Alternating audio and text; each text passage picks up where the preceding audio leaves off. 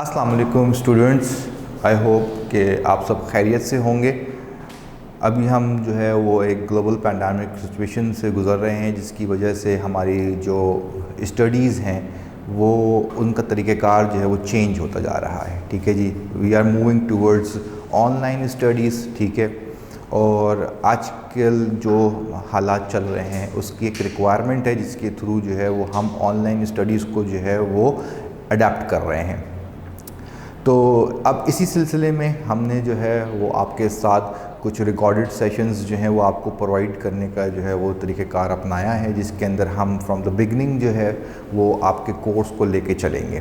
ठीक है, क्योंकि ये सिचुएशन कब तक रहेगी, ठीक है, इसके बारे में कुछ कहा नहीं जा सकता। और यूनिवर्सिटी ने जिस तरीके से कहा कि आप ऑनलाइन क्लासेस स्टार्ट कर दें, तो उसको देखते हुए हमने जो है वो ये डिसीजन लिया, क्योंकि सबके पास जो है वो ऑनलाइन एक्सेसिबिलिटी जो है वो अवेलेबल नहीं होती। तो हमने अपने लेक्चर्स को इस फॉर्मेट पे लेके चले गए हैं कि हम आपको जो है वो रिकॉर्डेड लेक्चर्स जो है थ्रू यूट्यूब प्रोवाइड करेंगे, जिसके थ्रू आपकी लर्निंग प्रोसेस जो है वो चलता रहेगा। ये आपका जो ऑनलाइन का प्रोसीजर है, समझ लें कि ये ग्लोबल पैंडेमिक सिचुएशन की वजह से जो है यानी आपकी स्टडीज़ जो है वो एक दूसरे लेवल की तरफ मूव कर रही हैं। और हम जो ये एक नया एक पैटर्न है, ऑनलाइन का पैटर्न है, इसको अडेप्ट करने की कोशिश कर रहे हैं और इसके थ्रू जो है वो अपनी स्टडीज़ को जो है वो कंटिन्यू करने की कोशिश कर रहे हैं।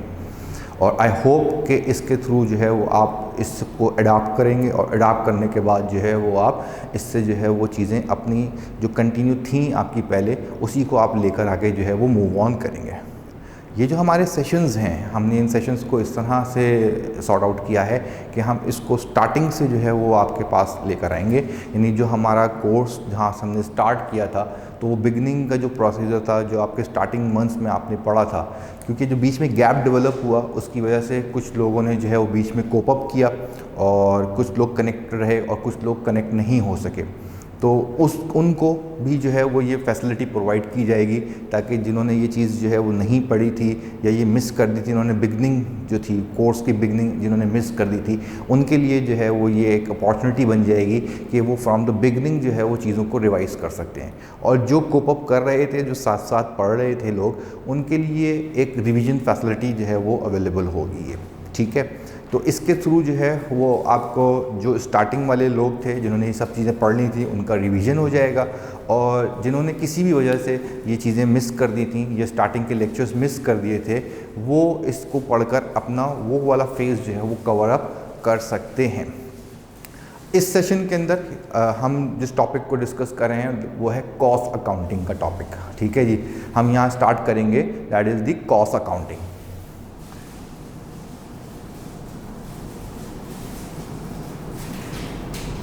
कॉस्ट अकाउंटिंग के लिए हमारे पास क्या सिलसिला है, ये बीकॉम पार्ट 2 का कोर्स है, कॉस्ट अकाउंटिंग का कोर्स है। इस फर्स्ट सेशन के अंदर हम कुछ बेसिक प्रिलिमिनरीज को डिस्कस करेंगे जो कॉस्ट अकाउंटिंग से रिलेटेड हैं। ठीक है जी, और इसी के अंदर फिर हम जो है वो डिस्कस करेंगे इनके टॉपिक्स को, जो मेजर टॉपिक्स इनके पेपर के हवाले से आपके आते हैं।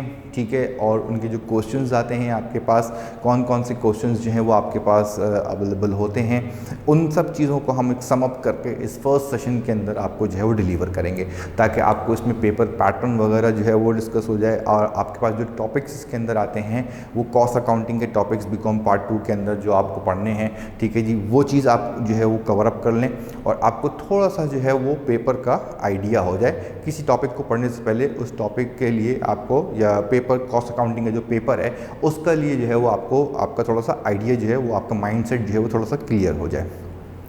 कॉस्ट अकाउंटिंग का पेपर कुछ प्रीवियस ईयर्स के साथ जो है वो 100 मार्क्स का आ रहा है। ठीक है जी, 100 मार्क्स का आपके पास जो है वो पेपर आता है। 100 मार्क्स के पेपर के अंदर आपके पास जो हैं वो कोई 10 क्वेश्चंस आपको अवेलेबल होते हैं। ठीक है जी, और आउट ऑफ 10 क्वेश्चंस आपको 5 क्वेश्चंस जो हैं वो प्रिपेयर करने होते हैं। अच्छा, जो टॉपिकल लिस्ट है आपके पास, वो टॉपिकल लिस्ट क्या होती है आपके पास, इसके अंदर हम पहले डिस्कस करते हैं इनके टॉपिक्स क्या क्या हैं। कॉस्ट अकाउंटिंग का पहला टॉपिक है आपके पास, दैट इज़ मैन्युफैक्चरिंग कंसर्न्स। ठीक है जी, जिसे आप अकाउंटिंग फॉर मैन्युफैक्चरिंग कंसर्न्स भी कहते हैं। ठीक है, फर्स्ट टॉपिक आपके पास जो है वो मैन्युफैक्चरिंग कंसर्न है। सेकंड टॉपिक आपके पास जो है वो हम लेते हैं जॉब ऑर्डर कॉस्टिंग। ठीक है, नंबर 3 आप लेते हैं इसके अंदर प्रोसेस कॉस्टिंग। नंबर 4 आपके पास है स्टैंडर्ड कॉस्टिंग। स्टैंडर्ड कॉस्टिंग को हम वेरिएंस एनालिसिस भी कहते हैं। ठीक है, अभी हम इसका थोड़ा शॉर्ट रिव्यू भी करेंगे। स्टैंडर्ड कॉस्टिंग के बाद आपके पास नंबर 5 पे that is factory ledger, general ledger. ठीक है, अभी सब टॉपिक्स का जो है वो एक शॉर्ट रिव्यू कर रहे हैं हम। फिर आपके पास जो है वो मटेरियल कॉस्टिंग है। ठीक है, मटेरियल कॉस्टिंग के साथ साथ जो है आपके पास लेबर कॉस्टिंग है इंडिविजुअल।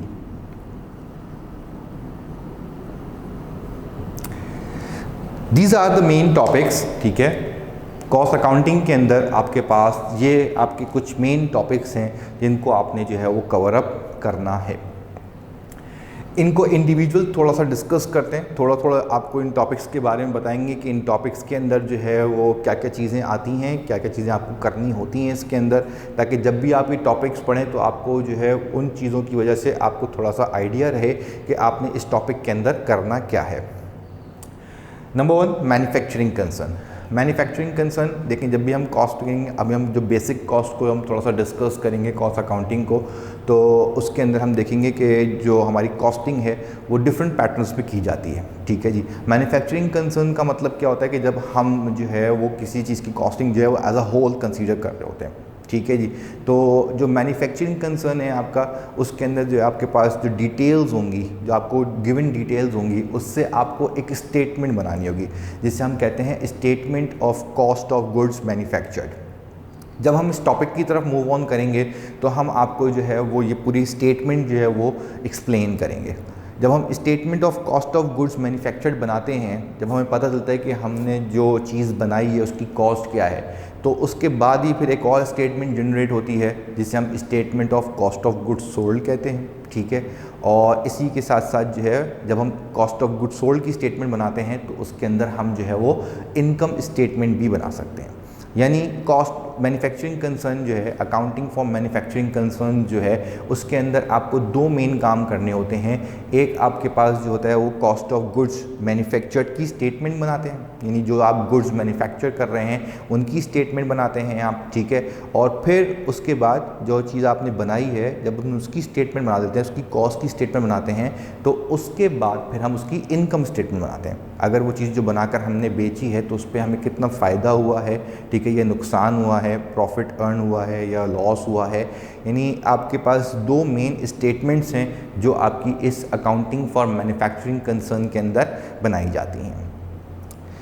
इसके साथ साथ कुछ जो है वो जर्नल इसके अंदर कैलकुलेशंस आती हैं। ठीक है जी, जनरल कैलकुलेशंस जैसे आपने पार्ट 1 की अकाउंटिंग में पढ़ा हुआ होगा कि जब भी हम कोई चीज़ को कैलकुलेट कर रहे होते हैं तो कैलकुलेशन जो होती है, कभी कभी आपके पास जो चीज़ आपकी स्टेटमेंट में रिक्वायर्ड होती है वो स्ट्रेट गिवन होती है, और कभी ऐसा होता है कि जो स्टेटमेंट में चीज़ आपको रिक्वायर्ड होती है वो स्ट्रेट आपको गिवन नहीं होती। उसके लिए आपको कुछ कंप्यूटेशंस करनी पड़ती हैं जिससे आपको वो वैल्यू निकालते हैं जिसको आपने अपने स्टेटमेंट में पुट इन करना होता है।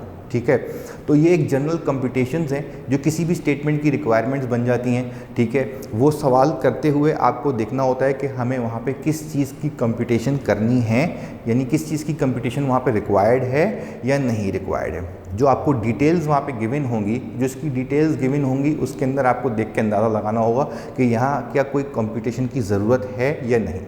अदरवाइज़ अगर तमाम डिटेल्स आपको प्रोवाइडेड हैं तो आप उस स्टेटमेंट के अंदर आपने वैल्यूज़ पुट इन करनी है और स्टेटमेंट को कंप्लीट करना है, चाहे वो statement of cost of good manufactured हो या आप इनकम स्टेटमेंट की बात करें। ये बिल्कुल वैसी ही है जैसे आपने फर्स्ट ईयर अकाउंटिंग के अंदर जब आपको फाइनेंशियल स्टेटमेंट में कुछ चीज़ें गिवन होती थी तो हम क्या करते थे, उसकी मदद से आप इनकम स्टेटमेंट और बैलेंस शीट बनाते थे। अगर तमाम चीज़ें आपको प्रोवाइडेड होती थी तो आपको कुछ करने की ज़रूरत नहीं पड़ती थी। आप फॉर्मेट के अंदर इनकम स्टेटमेंट के फॉर्मेट में इनकम स्टेटमेंट की चीज़ें रखते थे और बैलेंस शीट के फॉर्मेट में बैलेंस शीट की चीज़ें रखते थे और आपकी स्टेटमेंट्स जो है वो कंप्लीट हो जाती थी। सेम मैन्युफैक्चरिंग कंसर्न के अंदर भी है।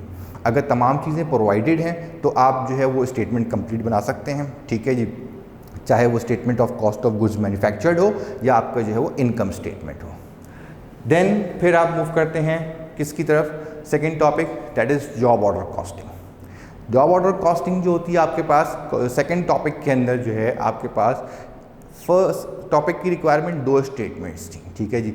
जॉब ऑर्डर कॉस्टिंग जो है उसकी बेसिक रिक्वायरमेंट जनरल एंट्रीज है, यानी आपको इस टॉपिक के अंदर जब हम इस टॉपिक की तरफ मूव करेंगे तो हम इसकी बेसिक्स पूरी डिस्कस करेंगे। अभी हम सिर्फ ये बता रहे हैं कि इस टॉपिक के अंदर आपको क्या करना होगा।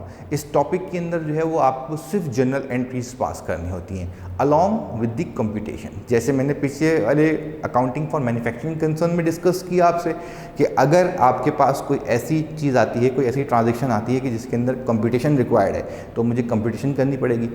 अगर अदरवाइज़ अगर आपके पास कोई ऐसी ट्रांजैक्शन नहीं है जिसके अंदर कंप्यूटेशन की रिक्वायरमेंट है तो आप स्ट्रेट जो है वो एंट्रीज़ जो है वो इसके अंदर पास आउट करेंगे।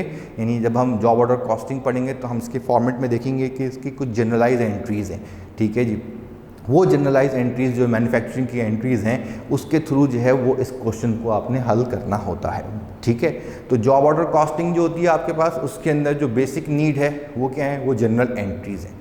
अब एंट्रीज़ अगर एक दफ़ा आपको समझ में आ जाएंगी तो फिर आपको जॉब ऑर्डर के कॉस्टिंग के सवाल करने में कोई प्रॉब्लम नहीं होगी, ठीक है जी।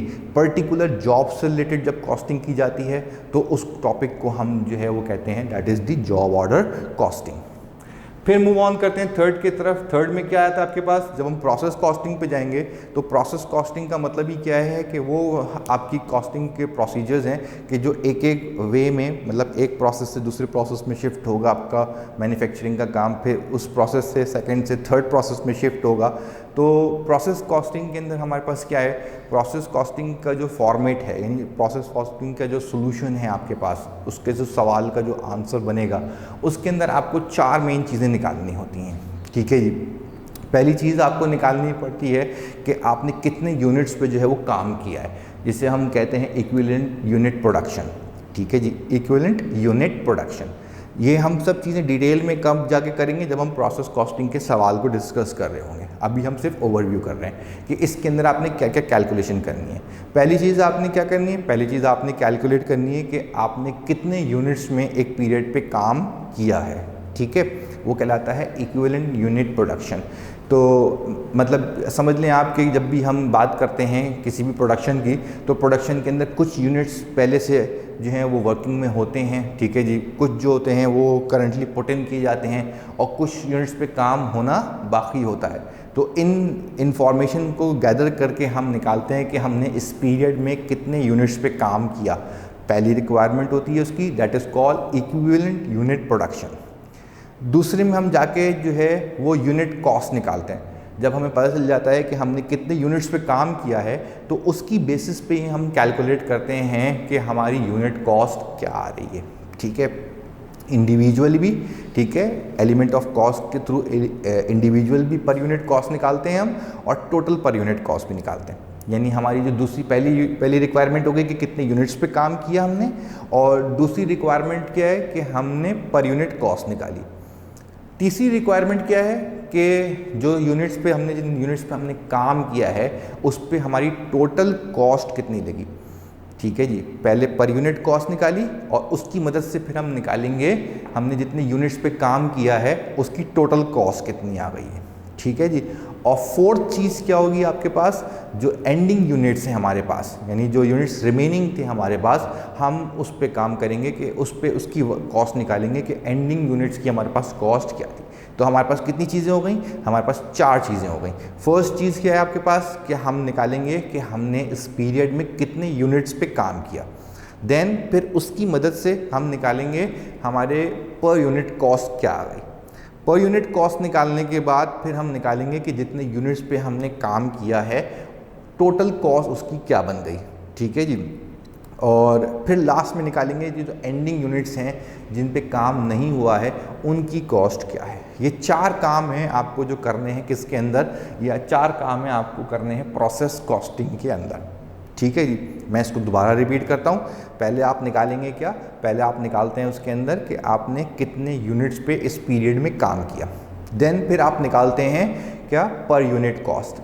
मिसाल के तौर पर यूनिट कॉस्ट जो है वो आपके पास आ गई 10 रुपीज़, ठीक है जी। और आपने जो है वो 200 यूनिट्स पे काम किया है, तो अब हम क्या करेंगे, उन यूनिट्स पे टोटल कॉस्ट अप्लाई करेंगे कि हमने टोटल कॉस्ट कितनी बियर करी उस पीरियड के अंदर। और जो रिमेनिंग यूनिट्स होंगे हमारे पास जिन पे काम नहीं हुआ उसकी कॉस्ट सबसे आखिर में निकाली जाएगी, ठीक है जी। ये प्रोसेस कॉस्टिंग के अंदर ये 4 मेथड्स हैं, ये 4 रिक्वायरमेंट्स हैं, ये एक के बाद एक निकाली जाएंगी, ठीक है जी। पहले आप ये सब चीज़ें सीक्वेंस में निकलती हैं। ऐसा नहीं हो सकता कि पहले आप जो है वो एंडिंग जो यूनिट्स थे जिन पे काम नहीं हुआ उनकी कॉस्ट निकालें, निकाल ही नहीं सकते आप, ठीक है जी। तो ये जो चारों का मेथड है, ये जो चारों का प्रोसीजर है, ये सब क्या है, ये एक के बाद एक ही किए जाएंगे। इसी तरीके से प्रोसेस कॉस्टिंग के अंदर ही हमारे पास क्या है, एक और चीज़ आती है जिसे हम कहते हैं कॉस्ट ऑफ प्रोडक्शन रिपोर्ट, ठीक है। यही 4 चीज़ों को एक रिपोर्ट फॉर्मेट में जब हम लिखेंगे तो वो बन जाती है आपकी कॉस्ट ऑफ प्रोडक्शन रिपोर्ट। ये जो आपके पास तीसरा था आपके पास, इसके अंदर ही क्या है, ये cost of production report process costing का ही एक पार्ट समझ लें आप है, ठीक है जी। उसके बाद नंबर 4 आपके पास क्या है, स्टैंडर्ड कॉस्टिंग। स्टैंडर्ड कॉस्टिंग को हम वेरिएंस एनालिसिस भी कहते हैं। स्टैंडर्ड कॉस्टिंग के अंदर आपको क्या करनी है, स्टैंडर्ड कॉस्टिंग के अंदर आपको 2 चीज़ों पर काम करना है। एक कैलकुलेशन है, ठीक है जी, वेरिएंस की कैलकुलेशन है, और उसकी जो है वो एंट्रीज की फॉर्म में रिकॉर्डिंग है। अब ये वेरिएंस क्या चीज़ होती है, बिल्कुल लेमन अप्रोच पे अभी बिल्कुल, क्योंकि जनरल ओवरव्यू कर रहे हैं हम आउटलाइन का, तो हम छोटी छोटी चीज़ें सबके बारे में बता रहे हैं। तो स्टैंडर्ड कॉस्टिंग आपके पास क्या हो जाती है, स्टैंडर्ड कॉस्टिंग या वेरिएंस एनालिसिस का मतलब क्या है कि हमने जितना मटेरियल स्टैंडर्ड सोचा था, ठीक है जी, और जितना हमारा इस्तेमाल हुआ हम उसका डिफरेंस देख लेते हैं, ठीक है जी। मैंने सोचा था कि 1 kg इस्तेमाल होगा और 1.5 kg जो है वो एक्चुअल इस्तेमाल हुआ, तो मैं जब इसका डिफरेंस निकालूंगा that is called the variance, ठीक है जी। स्टैंडर्ड कॉस्टिंग का मतलब है कि हम वेरिएंस कैलकुलेट कर रहे होते हैं, ठीक है जी। तो वो आपका जो है वो मटेरियल से भी है, लेबर से भी होगा और फैक्ट्री ओवरहेड से भी होगा। इनको हम अभी डिस्कस करेंगे अपनी कॉस्ट के लेक्चर के अंदर, ठीक है जी। तो ये जो आपका स्टैंडर्ड कॉस्टिंग है वो बेसिकली क्या करता है, आपकी स्टैंडर्ड वैल्यूज़ जो आपने रखी थी और जो आपकी एक्चुअल वैल्यूज़ अकर हुई हैं उन दोनों के डिफरेंस को कैलकुलेट कराता है। तो आपको पता चलता है कि आपका वेरिएंस कितना आ रहा है, ठीक है। और जब आप वेरिएंस कैलकुलेट करते हैं तो इसके फार्मूलाज हैं, जो आपको सवाल गिवन होगा उसके अंदर जो चीज़ें गिवन होंगी उसके अकॉर्डिंग आप फार्मूला के अंदर जो है वो वैल्यू पुट करेंगे तो आपको वेरिएंस की वैल्यू मिल जाएगी। और जो प्रोडक्शन की एंट्रीज़ हैं फिर वो एंट्री पास कर कर आप जो है वो इस क्वेश्चन को कंप्लीट करेंगे, ठीक है। अब ये जो 4 आपके पास 1, 2, 3, 4 हैं, ये तो आपके पास समझ लें कि ऐसे हैं कि इनका सवाल लाजमी पेपर में आता है, ठीक है। कभी कभी ऐसा होता है कि मैन्युफैक्चरिंग के 2 सवाल आ जाते हैं, ठीक है। और कभी ऐसा होता है कि जॉब ऑर्डर के 2 सवाल आ जाते हैं, ठीक है जी। कभी ऐसा होता है कि प्रोसेस कॉस्टिंग के 2 सवाल आ जाते हैं, कभी ऐसा होता है कि स्टैंडर्ड कॉस्टिंग के 2 सवाल आते हैं, या कभी ऐसा भी हो सकता है कि आपके पास एक सवाल के अंदर 2 पार्ट्स आ जाएं, यानी क्वेश्चन नंबर 2 का A और 2B, और उसके अंदर क्या हो, एक ही टॉपिक के 2 छोटे छोटे 2 सवाल जो है वो आपको दे दें, ठीक है। देन उसके बाद जो हमने 5th नंबर पे लिखा है यहाँ पे, that is factory ledger and general ledger. Factory ledger and general ledger का मतलब क्या होता है कि आपके पास कुछ रिकॉर्डिंग्स ऐसी होती हैं कि जो ऑफिस में हो रही होती हैं और कुछ रिकॉर्डिंग्स जो होती हैं वो आपके पास आपकी फैक्ट्री में हो रही होती हैं। फिर मैं आपको बता दूं कि ये फैक्ट्री लेजर जनरल लेजर जो है आपका एंट्री बेस है, जनरल एंट्री बेस क्वेश्चन है, ठीक है जी। यानी इसके अंदर जो भी आप पास आउट करेंगे चीज़ें, यानी आपकी जो भी काम होगा, कैलकुलेशंस होंगी, वो सब जनरल एंट्री के लिए होंगी, ठीक है जी।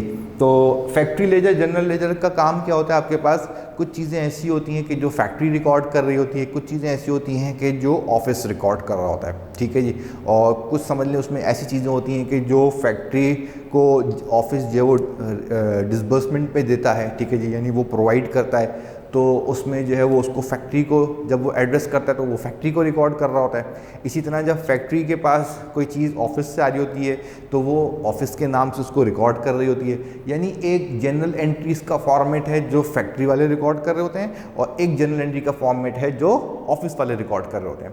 ये जो दोनों रिकॉर्डिंग्स आपको करनी है, बनानी है, ठीक है जी, ये जो आपका काम होगा ये आता है आपका फैक्ट्री लेजर जनरल लेजर के अंदर, ठीक है जी। That is called factory ledger and general laser.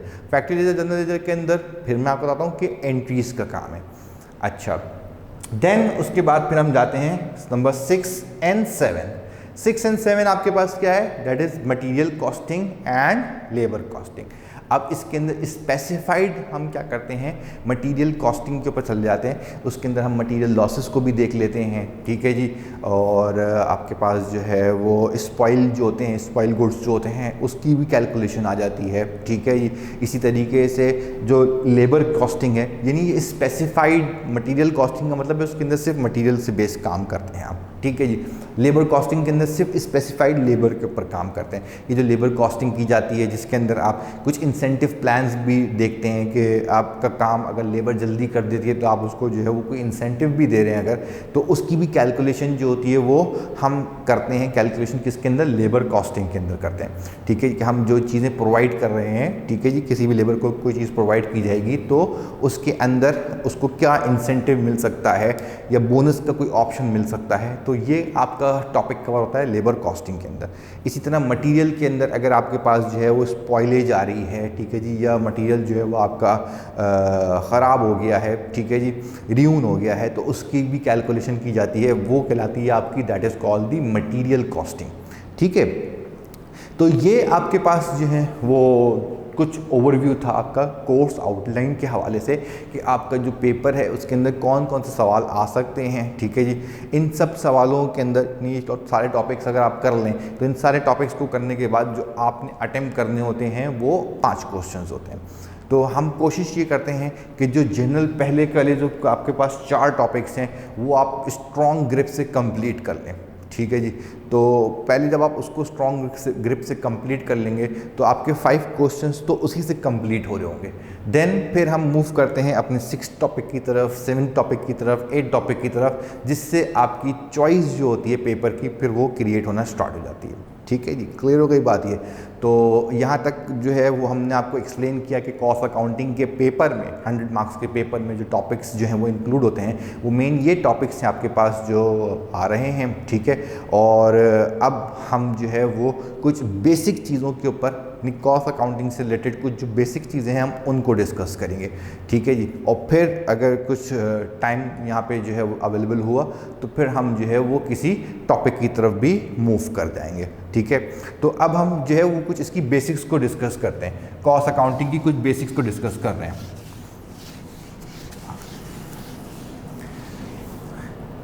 जब हम कॉस्ट अकाउंटिंग पढ़ते हैं तो कॉस्ट अकाउंटिंग के लिए हमें जो है वो क्या करना पड़ेगा, हमें 3 चीज़ों को समझना पड़ेगा। तो 3 चीज़ें क्या हैं, एक है कॉस्ट, एक है आपके पास कॉस्टिंग और एक है आपके पास कॉस्ट अकाउंटिंग, ठीक है जी। कॉस्ट अकाउंटिंग के लिए हमें इन 3 चीज़ों को जो है वो पहले समझना पड़ेगा। व्हाट इज़ कॉस्ट, किसी भी चीज़ की लागत, ठीक है, वो हमारे लिए क्या होगी, वो हमारे लिए उसकी कॉस्ट का काम करती है, सही है जी। अच्छा, अब वो जो कॉस्ट है बेसिकली वो किसी भी चीज़ की कॉस्ट तो किसी भी चीज़ की हो सकती है। तो हम अज्यूम कर लेते हैं कि अगर हमने एक रूम जो है वो पेंट करना है, ठीक है, या एक रूम हमने पेंट करवाना है, तो अब उस रूम को पेंट करवाने के लिए हमने जो है वो एक कॉस्ट अपनी दिमाग में रख ली कि इस रूम को हमने जो है वो जो कलर करवाना है, ठीक है जी, जो इसके ऊपर ये रूम जो हमने तैयार कराना है उसके लिए हमने कॉस्ट अपने जहन में रख ली कि इट विल टेक 50,000, ठीक है जी। यानी हमने सोच लिया कि इसका काम 50,000 का है, क्लियर। इसी तरीके से अगर हम किसी प्रोडक्ट की बात करें, किसी प्रोडक्ट को बनाना है अगर हमने, तो हम क्या करते हैं, हम उसकी कॉस्ट को पहले क्या कर रहे होते हैं, हम उसकी कॉस्ट को पहले सोच लेते हैं कि इसकी कॉस्ट जो है वो कितनी होगी। इसकी कॉस्ट जो है मिसाल के तौर पे 100 रुपीज़ होगी, ठीक है जी। कोई भी मैन्युफैक्चरिंग कंसर्न है, ठीक है, आप कोई प्रोडक्ट मैन्युफैक्चर कर रहे हैं या कोई प्रोडक्ट मैन्युफैक्चर कर रहा है, तो वो क्या करते हैं, पहले एक चीज़ को आइडेंटिफाई करते हैं कि वो कॉस्ट क्या होगी। मिसाल के तौर पे कि अगर कोई पिज़्ज़ा आउटलेट है, कोई पिज़्ज़ा आउटलेट पे जो है, जब वो पिज़्ज़ा स्टार्ट करने से पहले क्या करेंगे, वो अपने पिज़्ज़े की एक कॉस्ट जो है वो जहन में रखेंगे कि हमारी पिज़्ज़े की कॉस्ट जो है वो 700 होगी, ठीक है जी। अच्छा, अब कॉस्ट के बाद दूसरी चीज़ क्या है, कॉस्टिंग क्या चीज़ होती है। जब हम किसी चीज़ की कॉस्ट को एलोकेट कर रहे होते हैं तो फिर हम निकालते हैं उसकी कॉस्टिंग। यानी अगर अभी हम जो लास्ट एग्जांपल हमने दी आपको कि अगर कोई पिज़्ज़ा आउटलेट पे जो है कोई पिज़्ज़ा अगर 700 का रख रहा है, ठीक है जी, तो फिर जब वो कॉस्ट 700 को अज्यूम कर रहा होगा, एलोकेट कर रहा होगा, तो वो फिर क्या करेगा, अपनी कॉस्टिंग करेगा।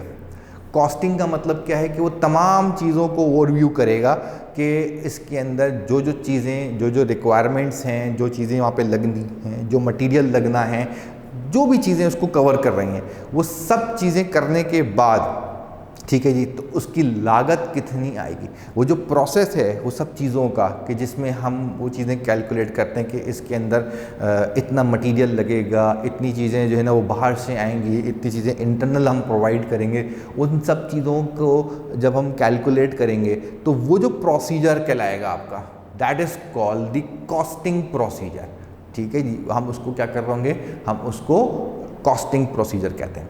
फिर कॉस्टिंग प्रोसीजर जब हमारे पास आ जाता है तो फिर होगी उसकी रिकॉर्डिंग, ठीक है जी। जब हमारे पास कॉस्टिंग प्रोसीजर आ जाता है तो कॉस्टिंग प्रोसीजर के बाद फिर क्या होता है, हमारे पास होती है उसकी रिकॉर्डिंग।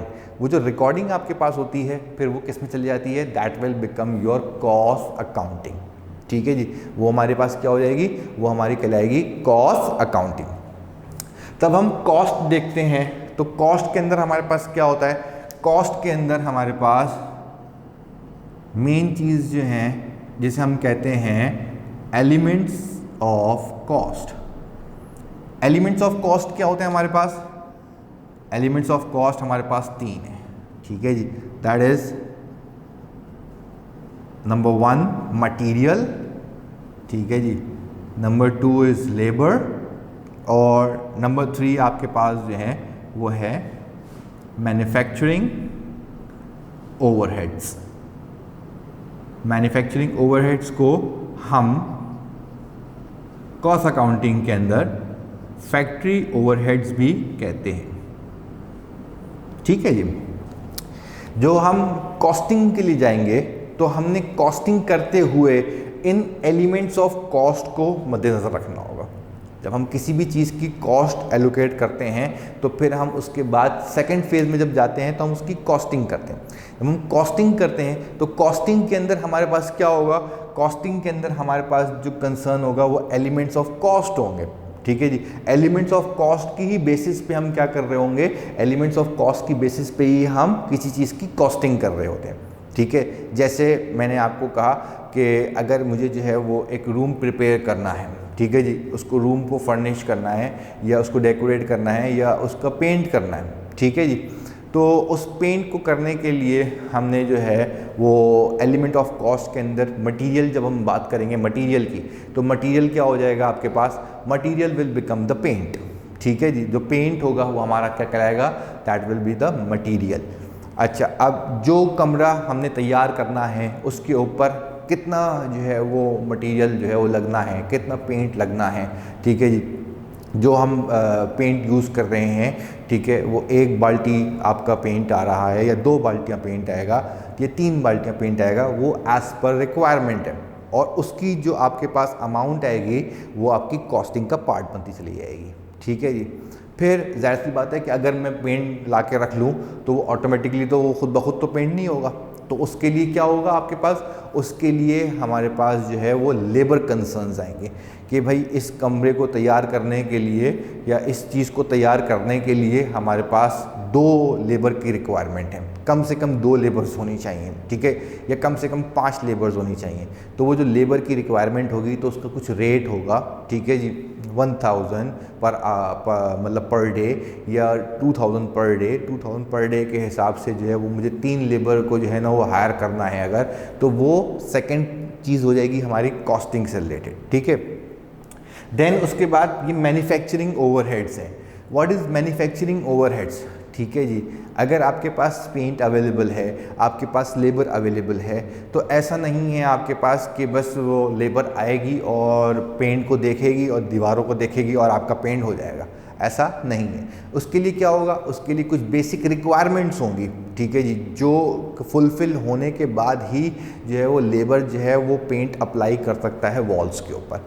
वो जो छोटी छोटी रिक्वायरमेंट्स हैं आपके पास, that is called the manufacturing overheads, ठीक है। जो आपकी कॉस्टिंग होती है या कॉस्ट अकाउंटिंग जहाँ पे अप्लाई करते हैं हम, या बेसिक टर्म जिसको हम कॉस्टिंग कह रहे होते हैं, तो कॉस्टिंग का मतलब ये नहीं है कि वो सिर्फ मैन्युफैक्चरिंग कंसर्न्स पे ही जाए कि जब तक कोई चीज़ मैन्युफैक्चर्ड होगी तो ही उसकी कॉस्टिंग की जा सकती है, ऐसा नहीं है। किसी भी चीज़ की जो है वो आप कॉस्टिंग कर सकते हैं। जैसे मैंने अभी आपको एग्जांपल दे दी कि अगर मुझे एक रूम रेडी करना है तो ये जो मैं पूरा काम कर रहा हूँ ये उसका कॉस्टिंग ही का काम कर रहा हूँ मैं, ठीक है जी, जिसके अंदर मटेरियल भी इन्वॉल्व हो गया है, जिसके अंदर लेबर भी इन्वॉल्व हो गई है और जिसके अंदर कुछ मैन्युफैक्चरिंग ओवरहेड्स भी इन्वॉल्व हो रहे हैं। अब ये मैन्युफैक्चरिंग ओवरहेड्स हैं, बेसिकली वो क्या हैं, वो छोटी छोटी वो चीज़ें हैं कि जो आपके उस काम को कंप्लीट करने के लिए यूज़फुल हैं। उसके बगैर जो है वो आपका काम कंप्लीट नहीं होगा, ठीक है जी। तो उससे पहले हमें यहाँ पे कुछ और चीज़ों को भी पहले समझना पड़ेगा। ये जो आपकी एलिमेंट्स ऑफ कॉस्ट हैं उसके अंदर मटेरियल जो है वो 2 फॉर्म्स में आपके पास अवेलेबल होता है, ठीक है जी। एक कहलाता है आपका डायरेक्ट मटेरियल, ठीक है जी, और एक कहलाता है आपके पास इनडायरेक्ट मटेरियल, ठीक है जी। अब डायरेक्ट मटेरियल क्या होता है आपके पास, व्हाट इज़ डायरेक्ट मटेरियल, जो पेंट है आपका, ठीक है जी, paint will be your direct material. Without paint आपका रूम रेडी नहीं हो सकता, ठीक है, ये तो बात समझ में आ गई, ठीक है। तो फिर इनडायरेक्ट मटेरियल किसे कहेंगे हम, इनडायरेक्ट मटेरियल क्या होता है आपके पास, इनडायरेक्ट मटेरियल का मतलब क्या होता है कि वो चीज़ें जो पेंट के साथ कुछ इस्तेमाल हो रही हैं, ठीक है, that will become your indirect material. अब अगर आप जो है वो पेंट ऐसा इस्तेमाल कर रहे हैं कि जिसके अंदर मिक्सिंग ऑयल की नीड है, तो मिक्सिंग ऑयल जो आपका होगा वो क्या हो जाएगा आपका, that will become your indirect material, ठीक है जी। अगर आपने कभी किसी को पेंट करते हुए देखा हो तो एक पूरे जो कंटेनर है आपका पेंट का, जिसे आप बाल्टी कहते हैं, पेंट की बाल्टी जो होती है, उसके अंदर जब आप मिक्सिंग ऑयल को इन करते हैं तो मिक्सिंग ऑयल को नाप कर जो है वो उसके साथ मिलाया नहीं जाता, ठीक है जी। जो पेंटर होता है, जो उसकी लेबर होती है, वो जो पेंट करने वाला होता है, वो एक अंदाजे से उसके अंदर एक जो है वो उसको मिक्स करता है और उसको फिर जो है वो पेंट को अप्लाई करता है। इसीलिए हम इसको डायरेक्ट मटेरियल के अंदर कंसीडर नहीं करते, ठीक है जी। अच्छा, इसी तरीके से आपके पास जो लेबर होती है, लेबर भी आपके पास क्या होती है, 2 पार्ट्स में डिवाइड होती है, ठीक है। एक आपके पास क्या होगी, डायरेक्ट लेबर होती है, ठीक है, और एक आपके पास जो है वो इनडायरेक्ट लेबर होती है। अब डायरेक्ट और इनडायरेक्ट लेबर, फिर वही बात है कि जो डायरेक्टली आपकी प्रोडक्ट पे काम कर रही होगी वो कहलाएगी आपकी डायरेक्ट लेबर। वो लेबर जो पेंट अप्लाई करेगी, ठीक है जी, वो आपके पास क्या होगी, that will become your direct labour. तो फिर इनडायरेक्ट लेबर क्या चीज़ होती है, इनडायरेक्ट लेबर का मतलब क्या है कि जो डायरेक्टली आपकी उस प्रोडक्ट पे काम नहीं कर रही। मिसाल के तौर पे कि अगर आपके पास कोई जो है वो को वर्कर है, ठीक है जी, को लेबर है, और उस को लेबर का काम क्या है कि जहाँ जहाँ पेंट होता चला जाएगा, जहाँ जहाँ पेंट होता चला जाएगा उसके नीचे की जगह को जो है वो साफ़ करना है।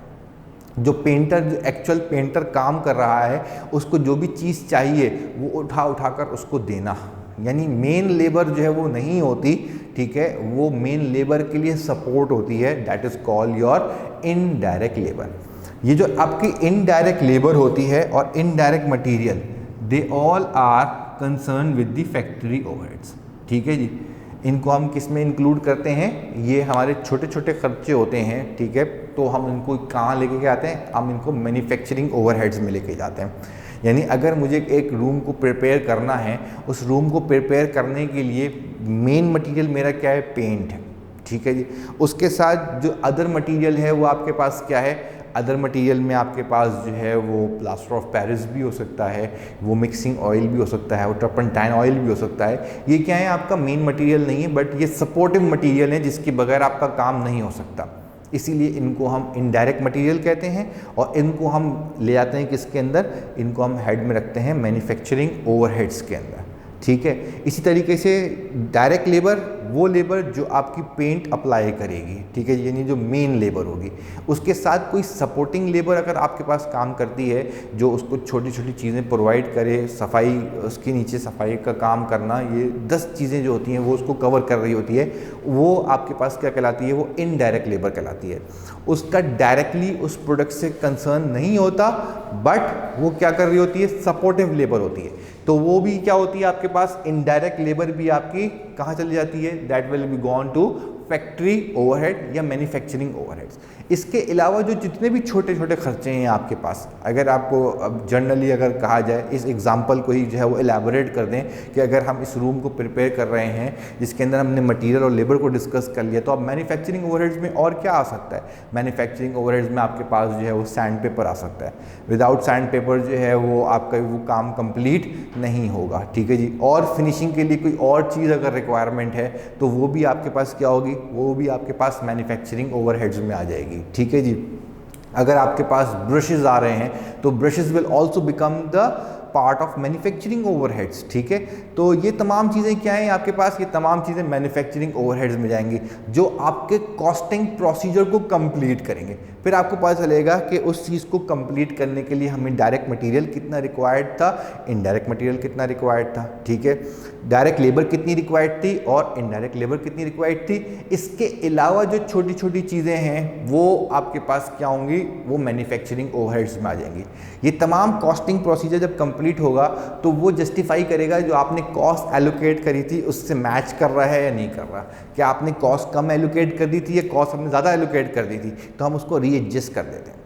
और ये पूरी कॉस्टिंग जो प्रोसीजर था, इसको जब हम रिकॉर्ड पे लेके जाएंगे, ठीक है, जब हम इसको रिकॉर्ड पे मूव करेंगे तो ये क्या हो जाएगा आपके पास, ये कहलाता है आपका कॉस्ट अकाउंटिंग का प्रोसीजर, ठीक है जी। इनकी रिकॉर्डिंग्स जो होंगी वो किस में जाएंगी, सारी वो कॉस्ट अकाउंटिंग के अंदर जाएंगी।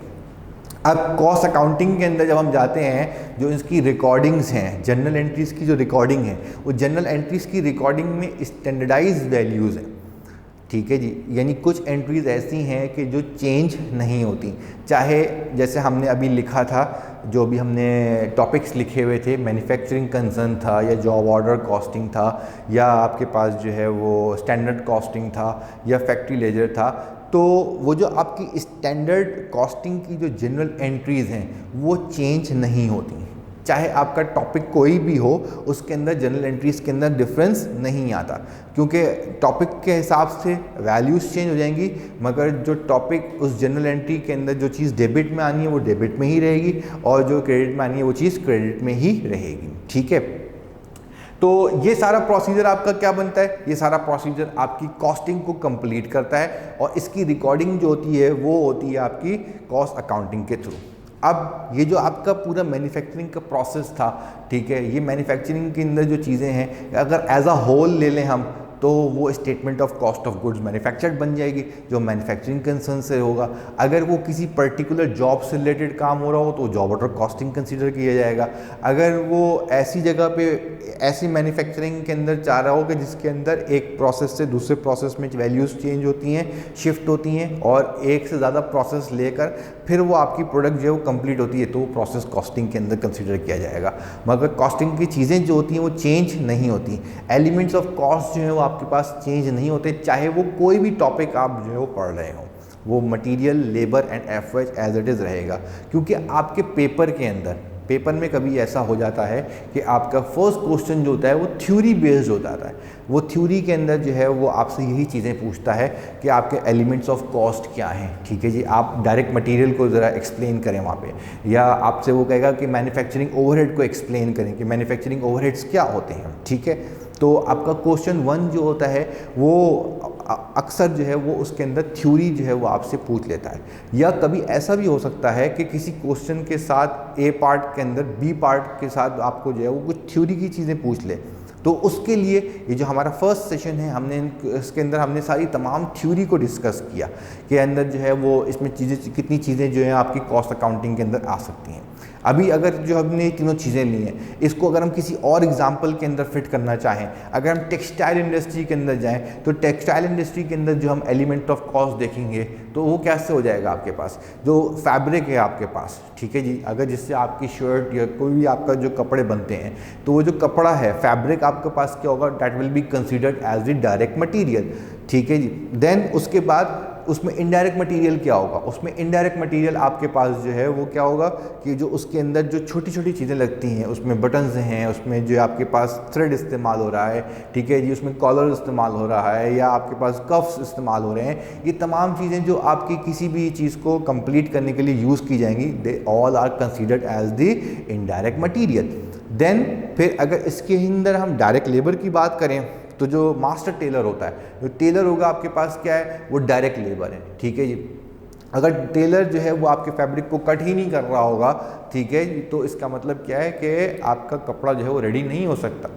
देन उसके साथ इनडायरेक्ट लेबर कौन होती है, इनडायरेक्ट लेबर क्या होती है, जो उसको चीज़ें प्रोवाइड कर रही होती है, ठीक है जी, वो सब चीज़ें उठाकर लेकर आना लेके जाना उसका काम नहीं होता, उसका काम है सिर्फ कटिंग करना, तो उसको लाके चीज़ें प्रोवाइड करना, वहाँ से चीज़ों को डिस्पैच करना, ठीक है जी, एक्सेस चीज़ों को वहाँ से क्लियर करना, वो सब काम किसका है, वो सब काम होता है आपके पास, वो सब काम होता है आपका इनडायरेक्ट लेबर का, ठीक है।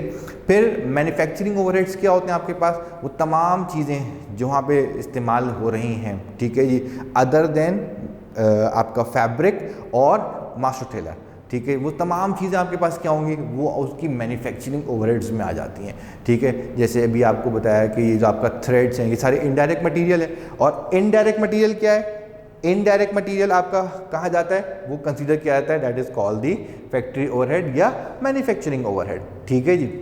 तो वो थ्रेड यानी इनडायरेक्ट मटेरियल क्या होगा आपके पास, इनडायरेक्ट मटेरियल वो मटेरियल होता है कि जिसको आप काउंट नहीं करते, ठीक है जी। एक शर्ट के ऊपर कितना थ्रेड लगेगा आप ये काउंट नहीं करेंगे, बट एक शर्ट पे कितना कपड़ा लगेगा ये आप बता सकते हैं, ठीक है जी, कि ये एक शर्ट जो है वो आपकी 2 मीटर में या 3 मीटर में बन जाएगी, मगर उसके अंदर जो धागा है वो कितना लगेगा ये आप आइडेंटिफाई नहीं कर सकते, ठीक है जी। तो वो चीज़ें जो होती हैं वो क्या होती हैं, वो बल्क में ली जाती हैं। इनडायरेक्ट मटेरियल क्या होगा आपके पास, वो बल्क में लिया जाता है, ठीक है, और उसको फिर यूज़ करते रहते हैं आप, और वो पर्टिकुलरली किसी एक चीज़ के ऊपर आके जो है वो अप्लाई नहीं हो रही होती, ठीक है जी। चीज़ें बदलेंगी तो वो किसी और चीज़ में भी इस्तेमाल हो जाएगी, ठीक है।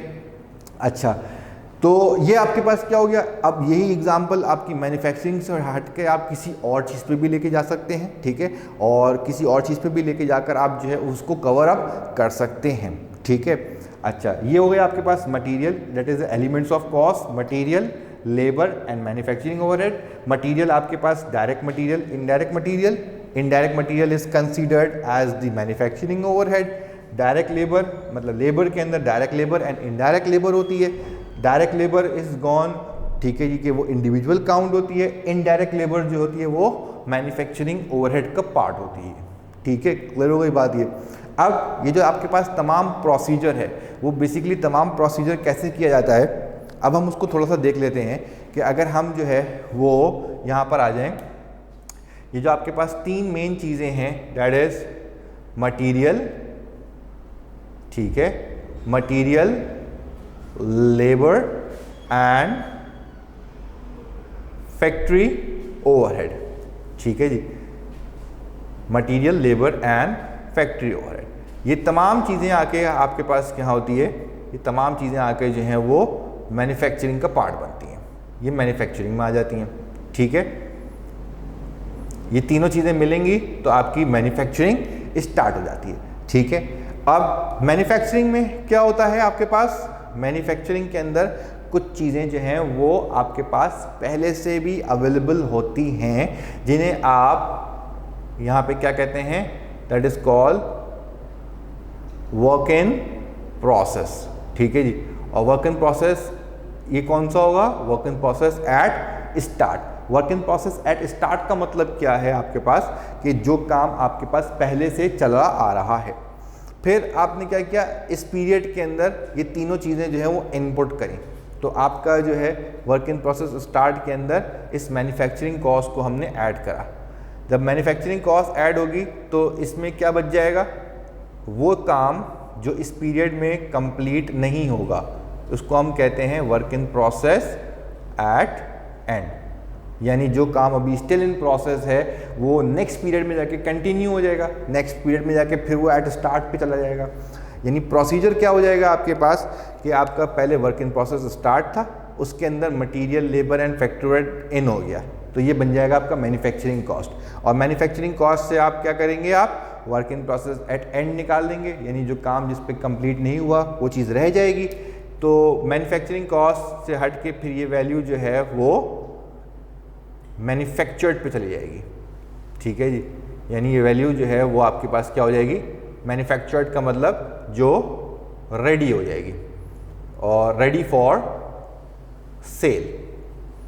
और इसी तरीके से फिर आपके पास क्या होगा, रेडी फॉर सेल का मतलब क्या है कि जब आपके पास कॉस्ट ऑफ गुड्स मैन्युफैक्चर्ड से वो चीज़ तैयार हो जाएगी, ये चीज़ हम कॉस्ट ऑफ गुड्स मैन्युफैक्चर्ड कहते हैं कि रेडी मटेरियल आपके पास अवेलेबल होगा, देन वो फिर अवेलेबल फॉर सेल होगी। और अवेलेबल फॉर सेल का मतलब क्या हो जाएगा, अवेलेबल ऑफ सेल का मतलब क्या होगा कि आप उसको फिर जो है वो अपनी प्रोडक्ट्स देखेंगे जो पहले से कितनी तैयार थी, अब कितनी तैयार हो गई हैं, ठीक है जी, उसमें से कितनी आपने सोल्ड आउट कर ली और कितनी आपके पास बाकी हैं, ठीक है। ये आपका जो है वो पार्ट होता है जो आपका statement of cost of goods sold या इनकम स्टेटमेंट के अंदर जो है वो हम इसको डिस्कस करेंगे अपने फर्स्ट टॉपिक के अंदर, that is the manufacturing concerns, ठीक है।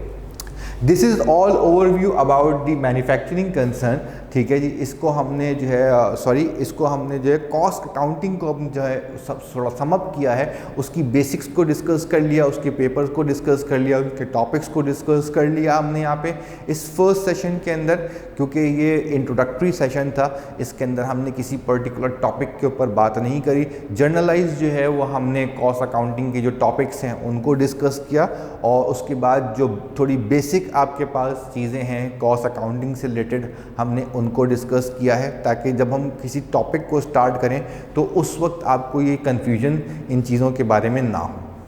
तो अब इंशाल्लाह हम जो नेक्स्ट सेशन करेंगे उसके अंदर हम किसी स्पेसिफाइड टॉपिक को जो है वो स्टार्ट करेंगे। जो हमने पूरी लिस्ट टॉपिक की दी थी उसमें से हम कोई स्पेसिफाइड टॉपिक को स्टार्ट करेंगे, और वो टॉपिक वो होगा कि जो हम पहले डिस्कस कर चुके होंगे, तो उसका एक ओवरव्यू भी हो जाएगा, और उसकी आपके साथ जो है वो हम इसको सवाल करेंगे तो उसकी आपकी प्रैक्टिस भी जो है वो हो जाएगी। तो इंशाल्लाह अब नेक्स्ट सेशन तक मुझे इजाज़त दीजिए, और नेक्स्ट सेशन में हम जो है वो अपना नया टॉपिक के साथ जो है वो सेशन का आगाज़ करेंगे, और इंशाल्लाह उसके बाद जो है वो हम अपनी स्टडीज़ को इसी पैटर्न पे कंटिन्यू करेंगे। अल्लाह हाफ़िज़, थैंक यू।